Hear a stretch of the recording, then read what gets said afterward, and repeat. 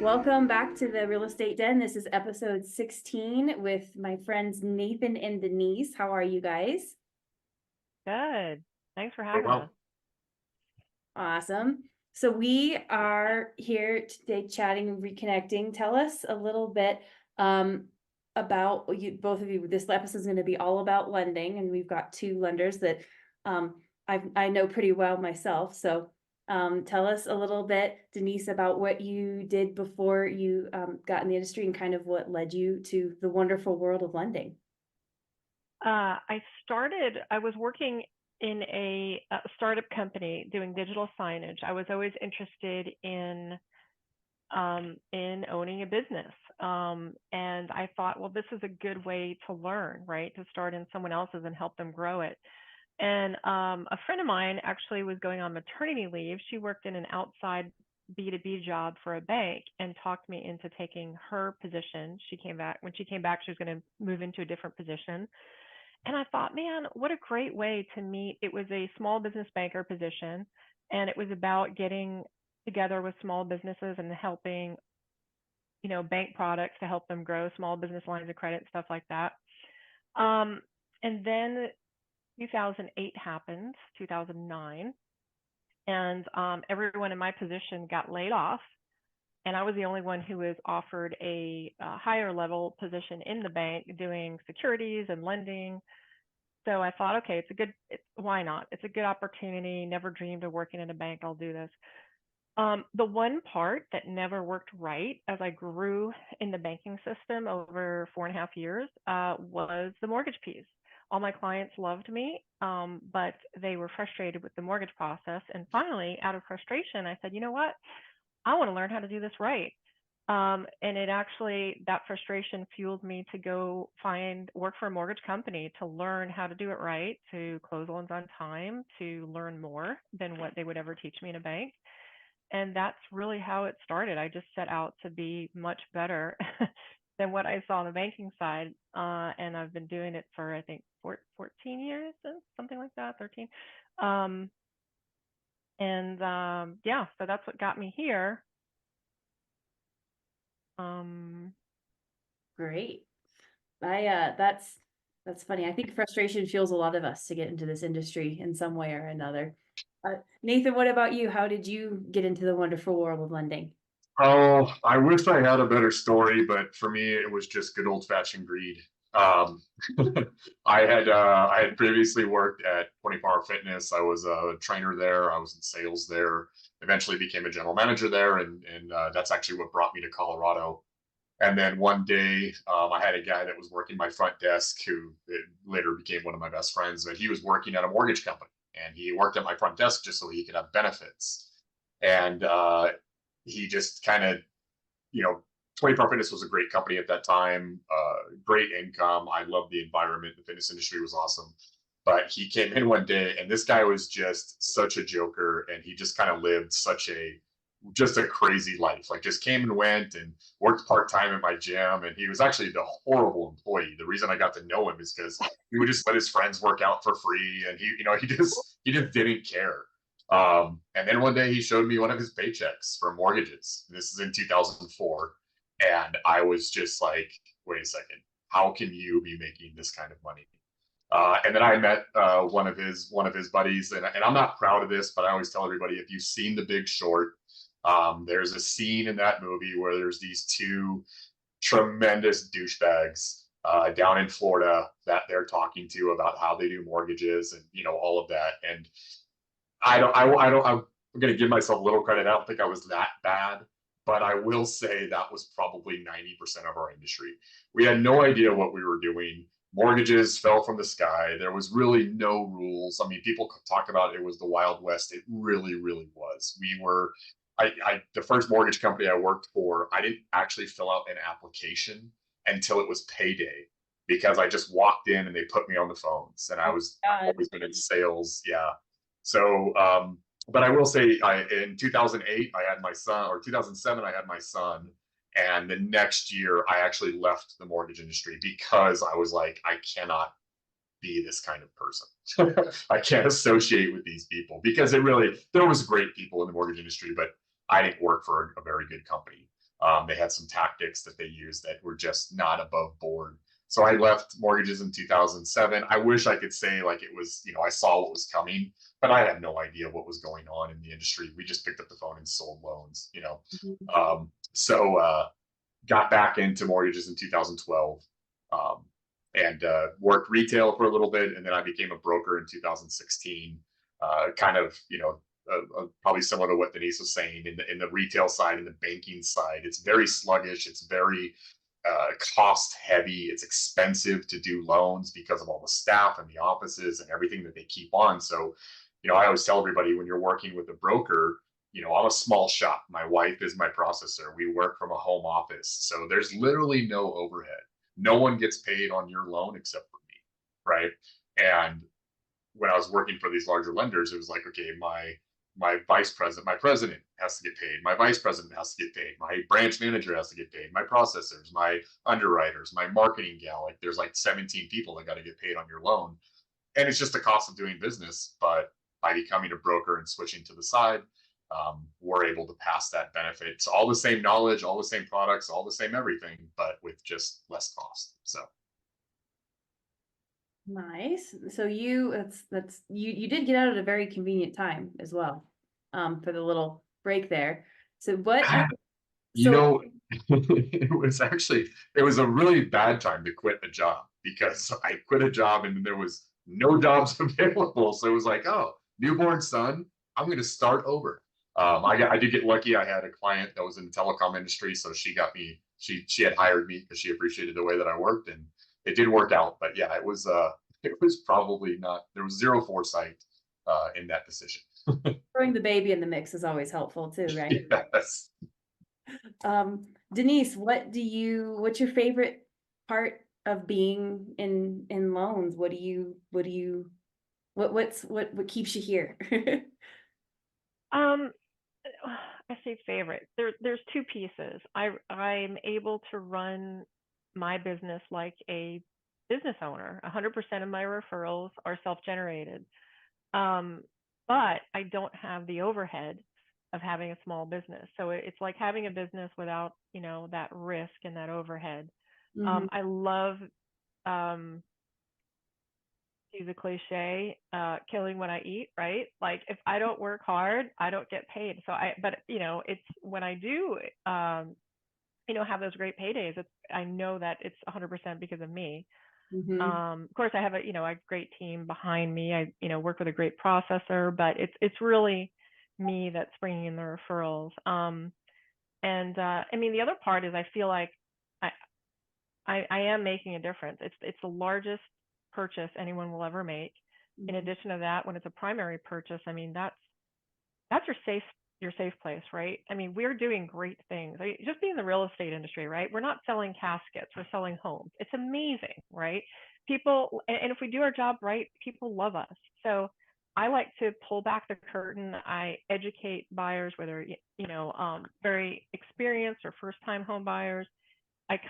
Even when it's time to lock a rate, I will actually pull back the curtain and show them what I see, right? All the different rates, the cost or credit for each rate, and then we talk about the strategy for where's your break even point, right? If you buy down the rate to here, where do we think we're going to have an opportunity to refinance? So I like the fact that I I do a better job than my predecessors, right? Than the people who frustrated me in the banking side when I started out. And I've realized being in this industry that I am one of those people that I hate to admit this, but like I think I just like I get 5-star reviews every time, and I've gotten to the point where I need that. That's like my baseline. Like I need people to love me and be happy with me in my job. Not necessarily like everything else, but just in my job. So yeah, I get both professional and personal satisfaction from taking those extra steps to really educate. I'm very nurturing too. I'm very protective of my borrowers. I have this like mama bear thing in me. And they love me back. I get excited when they get the right house, and it's fun.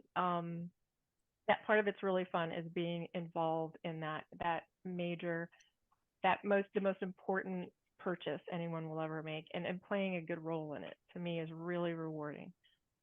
That's great. You said that you you have all of your own referrals that come in. Can you tell us a little bit like how you've built these referral relationships and what's really worked for you with that?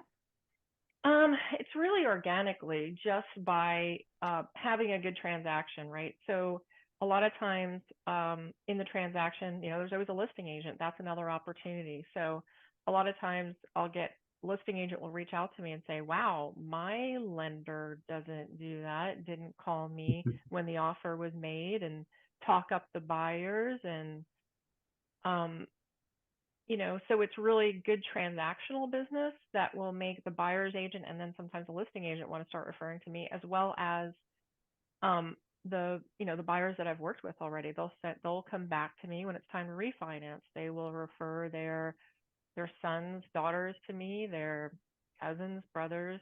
So that's really it. The one thing I'm really bad at my job is marketing. I actually don't call out to realtors. I don't sell myself. I don't pay for leads. I don't do any of that. It's just all organic. But that's what I'm comfortable with. And that's part of the reasons why I do need to have such great transactional business and have to get those 5-star reviews, because those are the loans that will come to me later on. That's what you're using. That's great. Nathan, what advice do you have for someone who's maybe thinking about or looking into like how have you built your connections and your referrals?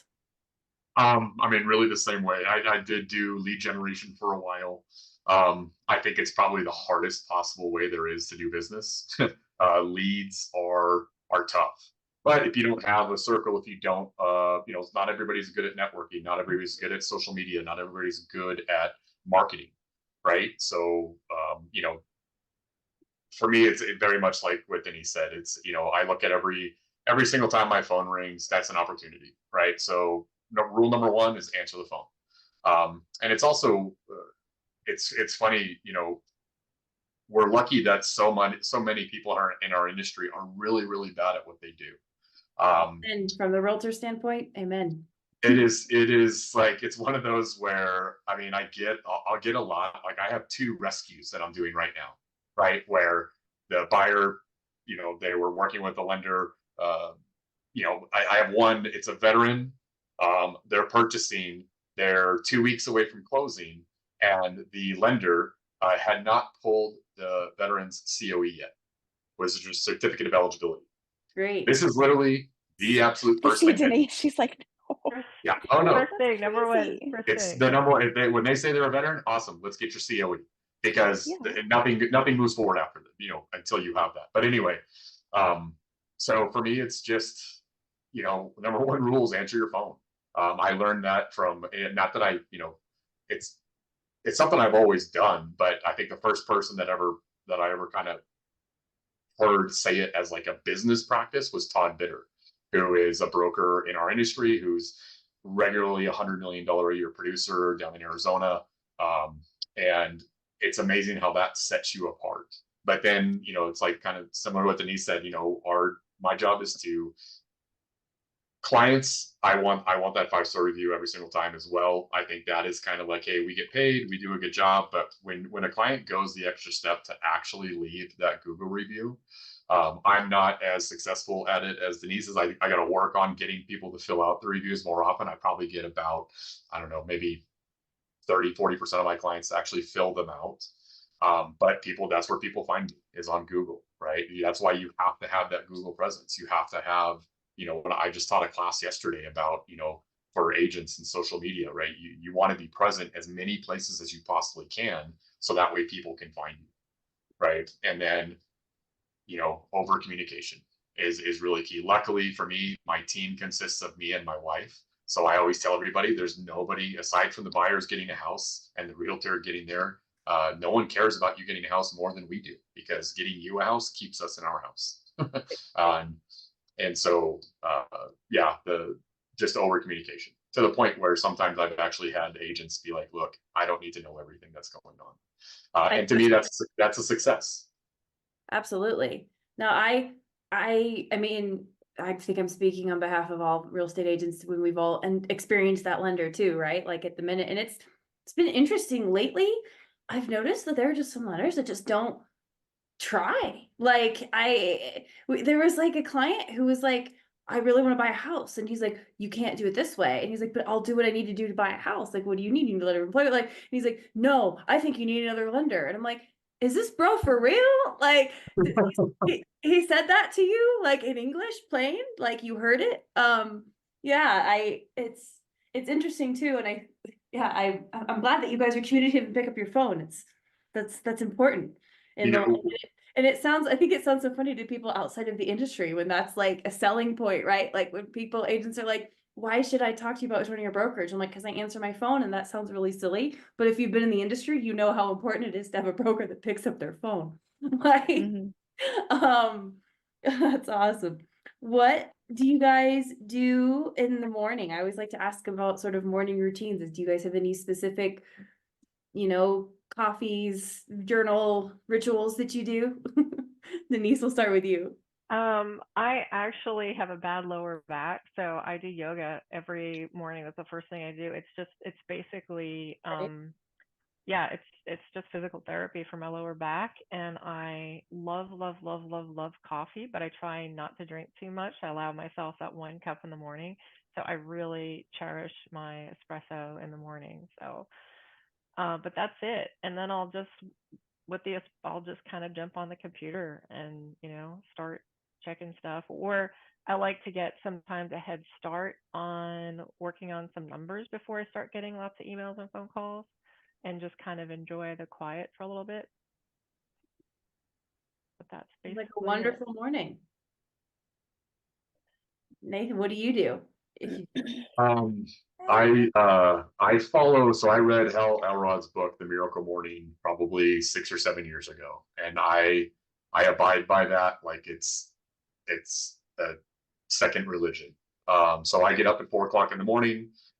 First thing I do is my savers. So it's silence, affirmations, visualization, exercise, read, and then scribe or journal. But I'm one of those early. I get up at 4 o'clock.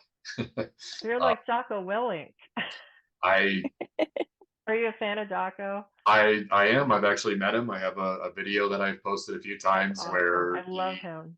he talks about and in my I've gone to the battlefield events that he hosts at Gettysburg and then also at Little Bighorn, and they're just phenomenal events. Cool. But yeah, I'm a like I strongly believe that having a structured morning structures the rest of my day. And what I really love is that by 7 o'clock in the morning, I've done 24 minutes in the sauna at 176 degrees. I've done 5 minutes in a cold plunge at 40 degrees. I've worked out. I've read. I've done all the me stuff, right? So like mentally and physically, I'm prepared and I'm ready for the day. And by 7 a.m., when most of the now it's funny when I talk to some people like I get up at 8. I'm just like, oh my gosh, I'm having lunch. but but no, I having a structured uh, morning is key for me. If I don't, like when I miss it, my day is just I don't know if that's a weakness or not, but it really just throws me off. I need to have that structure in the morning. And the Miracle Morning is just it's a phenomenal book. I think everybody should read it. And you don't have to do it like I do. I know people that do their Miracle Morning in like 8 minutes. And I know people that are like me and they take 3 hours. So it's to each their own, but it's a great book and it's a great system. I'm one of those people that does a shorter miracle morning as well. I don't do 4 a.m. now with the babies, and that part of my life is I'm not able to be as structured as I want to be. Because of I can catch some sleep at any day, anytime I take it. But I've been keeping a journal since 2019. I always scribe in the morning, I read every morning, I meditate every morning, and I do same thing. So, and actually, you're the first person to reference this book in all 16 episodes. So I will send you an award for that or something because I had expected the Miracle Morning to come up again. I feel like it's pretty common in our industry, but if you Well, I mean, he has a book called Miracle Morning for Realtors and Miracle Morning for Loan Officers, Miracle Morning for Insurance Agents. I mean, he oh, has like specific to the industry, and actually, he has a new one. Um, you better get a I free haven't, books for I this. haven't read it yet, but it's called The Miracle Equation. So this is my next. I have a goal this year to read one book every week. So Nice. So you've read how many books? I think I'm on book 19 right now, but the 19th book I chose was not a smart, well, it just wasn't well thought out. I'm reading Money by Tony Robbins. And I don't know if you've seen this book, but it's the same size as the Bible. Oh, So it is, yeah, it's a long, it's going to take me probably 3 weeks to finish this one. So I did that. I did a stack of books I wanted to read before my son arrived. And one of them was the 48 Laws of Power. And then the first two were really short, so I was feeling really good. And then I got to 48 Laws of Power. I'm like, oh my God, this is gonna take me a really long time. That's a lot of laws. What are if you had to go to a new market and start over, if we had to put you in a new area, what would you do if you had to kind of start all over? How would you begin again, Denise? Wow. I guess I would get out of my comfort zone with not calling realtors. Uh, I would leverage my experience and I think I have over 300 5-star reviews online. And what I would do is I'd probably go onto a system to see who, kind of be really strategic in the net that I cast. And I would look for higher producing agents or a broker or someone who does real estate training in particular offices and say, hey, I've got uh, these programs. Is this something that could benefit your agents? And I would talk about my buy before you sell program and a renovation program just to kind of get my foot in the door to offer something. I don't really believe in, a lot of loan officers will call agents, hey, I've read great stuff about you. Can we meet for coffee? And I'm just not, to me, I'm about education. I want to present something of value, that could help them grow their business. So that's where I would start, is just actually calling. And then, utilize my network. If someone has, someone's own, who did you use? What realtor, if you were going to use a realtor, who would you use? Right. And maybe kind of start there. Great. Nathan, what would you do? um, I have it's easier to work when you enjoy what you're doing. And one thing that I did a few years ago, and what I would do if I went to any new market, is I would actually look for, like, not necessarily networking groups, but like, I love to fly fish, I love to shoot, I love to hunt, I love the outdoors, and I would join and one, for personal and for professional, join as many of those groups that participate in those activities as I can, because one of the things that comes up, in any conversation, when you're meeting somebody new, I mean, within the first minute and a half, you're going to ask people what they do for a living.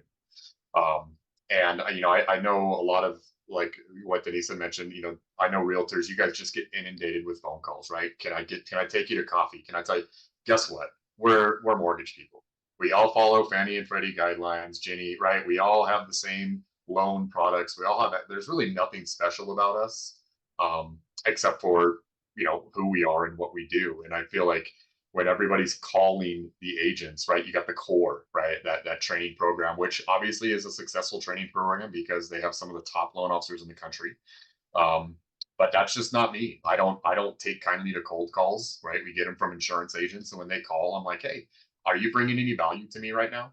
And they're usually not. They're taking time away from me from my actual work. So, for me, just the term organically gets thrown around a lot, but I would infiltrate groups that share my same genuine, true interests. And then from there, it would just develop. Because I mean, here you can't throw a rock without hitting a realtor, right? So and those and a mortgage broker too. So I'm gonna join that group, and guess what? There's gonna be 6 other mortgage guys. There's gonna be 8 realtors, and I'm gonna find one of them. We're gonna hit it, and that's where I would start.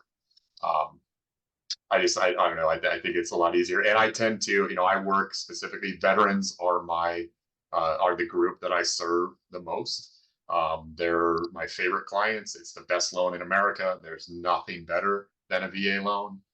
Veterans and active duty are phenomenal clients to work with, and so most of the groups that I tend to join and tend to go to are also the groups that my clients, my veterans and my active duty also take part in. So yeah, that's where I would that's how I would start if I had to go start all over again. I love that. And I especially like I recommend that to agents all the time as well. I'm like, if you don't want a cold call, which is fine. I liked cold calling. I did do cold calling in the beginning. I made like 30,000 cold calls in 4 months, but I didn't have a sphere and it did work, but it was brutal. Like I cried in the bathroom for, it just I earned those commission checks. And then, on the bright side though, when I would sit in front of a seller and they'd be like, try to beat me up on commission, I'm like, no, you don't know the amount of rejection I walked through here. Like I'm going to charge you what is fair and more than what I actually bring value wise. Like it's still a good deal for you, but um, that's awesome. If there was one thing you could tell yourself, go back and tell yourself when you started in lending, what would you tell yourself, Denise? Get a mentor. And that Good. is even people that I talk to that are interested in becoming agents, or that they are agents at brokerages where they don't have a broker who answers their phone call. It is the biggest and best way to grow and grow fast and start earning paychecks. I the company that I went to, I was told that I was going to have someone to answer all my questions. It was a huge refi boom. I couldn't get his attention, and I wound up I actually got a bunch of dead leads lists and called those people. And because I didn't sound like a computer, I was nice to people on the phone. I actually got a ton of refis from that by, just saying, hey, we I work for this company. We did your loan the first time, and I feel like we're not doing a good enough job for you now because the rates are lower. Can we do your refinance? And they were like, wow, I've got like 5 calls on my answering machine. You're the first one I called back, because I was just, really nice about it. But I could have done so much better if I had the mentorship. And it wasn't until my third year where I actually got a manager who was present and I could go to. And that year, the second or third year, I tripled my production, and it has never gone back since then.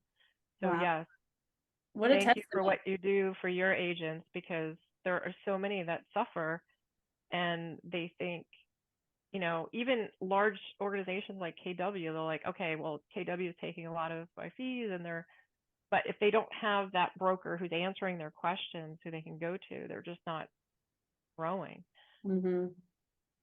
Nathan, what would you go tell younger self?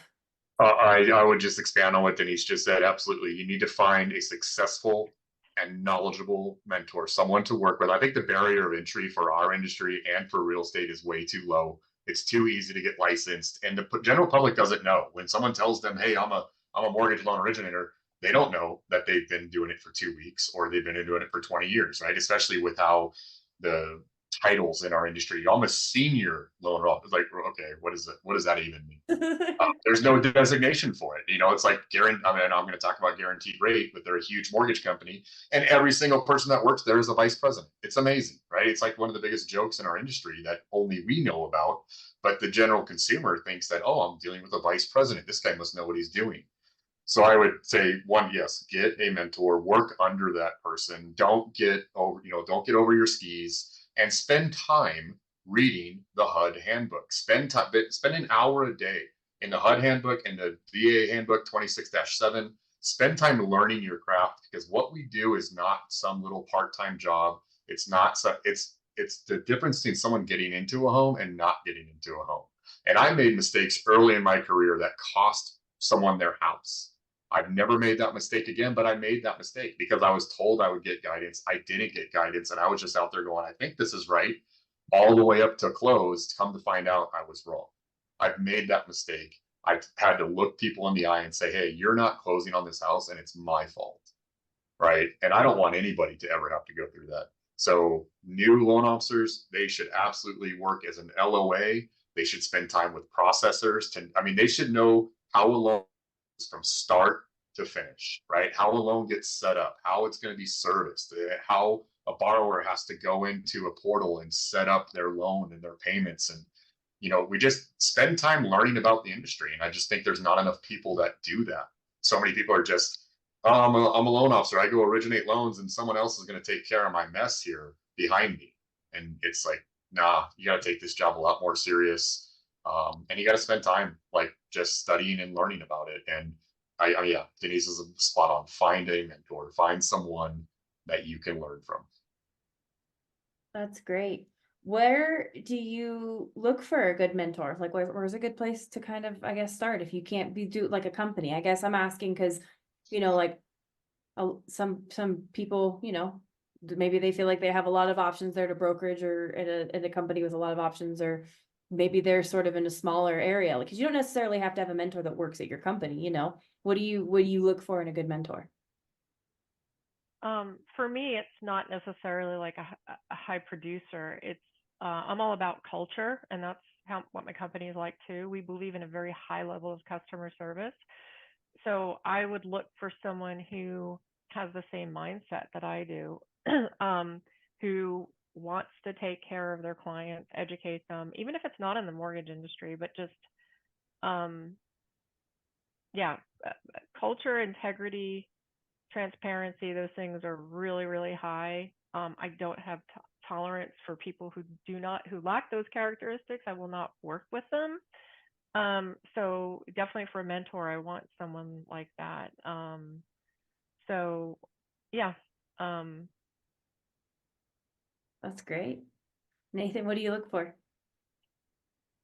Um, I had a conversation one time with a gentleman named Todd Benson, who is a venture capitalist. He's actually a billionaire, and the conversation happened by mistake. But I took advantage of it as much as I could, and he had he had something that has stuck with me forever, and that is that truly successful people, and successful is not a measure of how much money they have, or like Denise said, it's not that they're a high producer, but genuinely successful people are someone that is knowledgeable in what they do, and they have a heart for sharing. They cannot wait actually to share the information. They want to help as many people as they possibly can.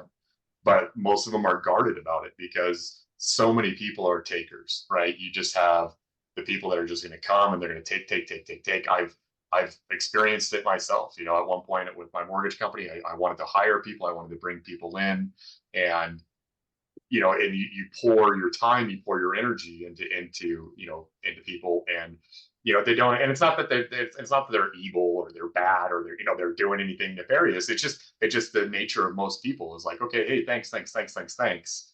Um, but availability is a big thing with a mentor, because that was one thing that I did that I failed at. Is I thought I was going to be able to like help and coach and do everything that was needed, and in the end, I didn't have the bandwidth that I thought I did. Right? I wasn't as good as I thought I was. And so I failed some of the people that I brought on board. Valuable and very expensive lesson to learn. But with mentors, I mean, you got to, like you said, they have to have integrity. They have to have a work ethic. They have to have, I think transparency. A lot of people in our industry, it's like this, the Wizard of Oz, where okay, well, you can see all this, but you can't see behind the curtain. Right? It's like, no, you gotta pull the curtain back. You gotta show everything. And if you can't do that, that's probably not the person that you should be working with. Denise and Nathan, do either of you have anything fun and exciting that you'd like to share with our listeners for the rest of 2024? um, our listeners agents Agent, or real estate professionals, so they're lenders, okay. investors, and realtors. I love talking about my buy before you sell program and renovation, but I think I would, just because this is kind of on a lot of people's minds, I think in a lot of rooms, it's the elephant in the room. The NAR settlement, Oh yeah. my advice is make sure your lender has the same narrative that you do, because what the general public is hearing from the media is the settlement forces brokers to reduce their compensation. That's false. The settlement will, for the first time, allow sellers to no longer pay compensation for an agent bringing the buyer. False. There's so many of these, and I feel like your lenders need to be educating. It's on us to educate consumers, and we don't need to wait until they're in a transaction. I think we need to get the word out with everyone out there that nothing has really changed. The fact that you can't read the broker's commission on MLS just means the buyer's agent has to call. If you want to sell your home quickly for the high and net the highest amount for that sale, we're still going to keep doing things the way we've been doing. You need to work with a local real estate professional who knows how to market your home, will get the most buyers in front of it. And how do you do that? You actually have to pay a buyer's agent commission. So anyway, so I just think that whoever you're working with, talk to your lender and make sure you're on the same page about what that narrative is that you're sharing with consumers, especially your referrals. So anyway, that's my 2 cents. I actually talked with a group about this last week. It was one of the things they were interested in hearing. And officially, the mortgage industry does not have their statement. VA has said nothing. USDA has said nothing. Fannie and Freddie came out on the 15th on tax day and said nothing, but they made it official by saying nothing. They made a statement saying nothing. But they are officially not changing anything. yes, and I think Nathan will agree with me. I don't think neither of us ever see the VA allowing the veteran to pay the commissions, right? So we don't ever see that changing. So I think the big thing that's changed in our industry is the narrative, and we are working against the media. So let's all band together and get out the correct narrative to prospective buyers and sellers. Absolutely, that is great. I'm totally Yeah, because the media coverage on that was just Terrible. irresponsible, and just it was terrible. My husband's like, "Oh my goodness, how is this going to affect you?" And like my sellers that I'm working with, like they hadn't heard about it. So I just told them, I was like, "This isn't going to change how I do business. This is what we need to offer so that we can get the most sellers in the door looking at your property." And it'll be before July, but I'm just like, the coverage was just, it was just so inaccurate, and it was just terrible. I was like, and then they're just making us all look bad. And now you're having to defend what you've earned, like what exactly. And the lawyers made 33%. Also explaining yes, I know. That was a cash grab. Those are the only people who are set to benefit. And guess who's also going to make more money when the lawsuits inevitably come from this misinformation that doesn't match what we actually do? I mean, that's a whole episode in itself, for sure. I think we're going to have some fair housing issues. I think the characterization of the settlement is that it is going to prevent that we were having oh, I know, this is the way it was characterized. It was basically saying, the attorneys were saying, well, right now you're steering buyers to these houses. Wait, what? You mean I'm paying an agent and she's doing her job by steering? Wait, what's the definition of marketing? I wouldn't call it stealing. I'd call it marketing, because that's what you're doing. You're marketing. I want you, agent, for the commissions that are standard in our area. I want you to get as many buyers to my house as possible. That's doing their job. And now that you're not allowing it to show that on MLS, how is that steering? You're just making the buyer's agent call. But what's going to happen then is, because you've put this in the consumer's mind, media and attorneys, now consumers are going to say, oh wait, I don't have to pay this. And now you're going to see steering. When the consumer gets it screwed up, that's when you're going to see steering, and that's when you're going to see in my opinion, a violation of fair housing, potentially of fair lending laws, because they've just gone completely opposite of the way they characterize this.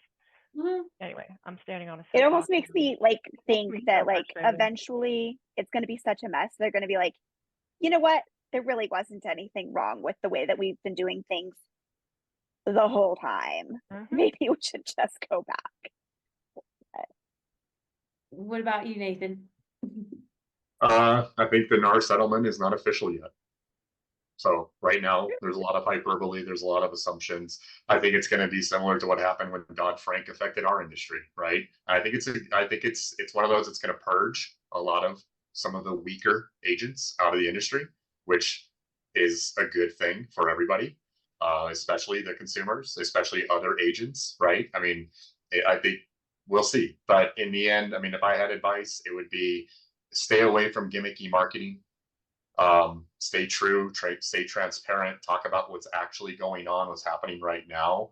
You know, a lot of the people that were like the date the rate, marry the house people are eating crow like crazy. I thought it was a horrible tagline at the time. It was literally the most short-sighted, selfish thing I think anybody put out. And a lot of my friends and colleagues that I know were doing it. And I was just looking at it going like, that doesn't make any sense. So yeah, just like I said, be transparent, try and be original, and stay away from that gimmicky whatever. I saw, you know, there was an agent that put out some stuff on TikTok that was absolutely not only wrong, it was almost like illegal what this guy said, and he's got like 80-90,000 followers. He just made a fool out of himself because he clearly didn't even read the NAR settlement, but he's out there giving people advice on it. And I think what Denise said is spot on. I think it's going to continue. There's going to be some adjustments, but the strong will carry on. The weak will fall to the side, and we'll move forward. People will keep buying and selling houses. It goes back to what you said about just learning about your industry. Research it, learn about it. Don't just take other people's opinions on social media groups and, you know, as fact. Yeah. And I think they're like, I had an agent tell me one time, they're like, well, buyer's agents agreements aren't required. And I was like, they are for me, because you need to have Right? an agreement with you getting paid. Like, I think there was just a lot of, I think this will fix some sloppiness too. I think there will be some good things to it. You know, agents that didn't necessarily have buyer's agreements in place are probably going to write them. And if they don't, they're going to learn. And here's a reality of this. You know what brought this lawsuit on? Weak agents that weren't earning their, I mean, here's the truth, right? That so there's people out there not earning what they're doing.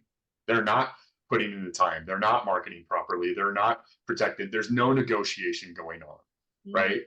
And those are the weaker agents, right? And then someone goes, and why did this lawsuit come? Because people felt like they were not getting their money's worth. And you have buyers. In the end, that's right. People, if you're bringing value, you're providing value, and you're doing a good job, no one's going to accuse you of not earning the money that you got paid. But you know, I mean, You're that's explaining your buyer's agency agreement correctly on the buyer's agent side, because there was when I got in, because I'm in 9 years now. When I got in, it was very, you would hear agents go, so yeah, it's free for the buyer. Like that narrative that the realtors were saying was, I think, what was the big, because I remember my broker being like, stop, it is not free. The buyer technically pays for everything. And you know, just having, because like you're talking about low barrier of entry, it's also very low like supervision. You know, Dora's like, accountability. Yeah. supervise your agents, okay? And then, you know, like I have all my evidence of supervising, and no one's asked me, and I've been supervising for 4 years now. Like, you know, so I think this will be good in a lot of ways, but I do think in a lot of ways it will complicate things. But like just to echo both of you, I mean, absolutely, agents and lenders who are doing the right job, doing what they're supposed to be doing, and explaining the contracts to the buyers. Because if you know, every time I've had this conversation with a consumer, it's ended very quickly. You know what I mean? It's a very easy conversation. Logic solves this very simply. Like, it's not hard to get across in a good way. Well, excellent. Patience is Absolutely. So Denise and Nathan, if our listeners want to get a hold of you, where can they find you, Denise? My moniker is Denise Does Mortgages. I'm at hmamortgage.com. Last name is Hosek, H-O-S-E-K. So dhosek at hmamortgage.com. Everyone has my cell phone number. I've had the same one for 20 years. 512-577-5665. Great. Nathan? It's really complicated. It's nathaneinkornmortgage.com. My last name can be tricky, so it's EINKORN. But same number for 15 years, 720-980-9988. And on the socials, I'm like at Colorado Mortgage Broker for Instagram, and then Nathan Einkorn for Facebook. Great. Thank you so much for joining us. We'll see you next time.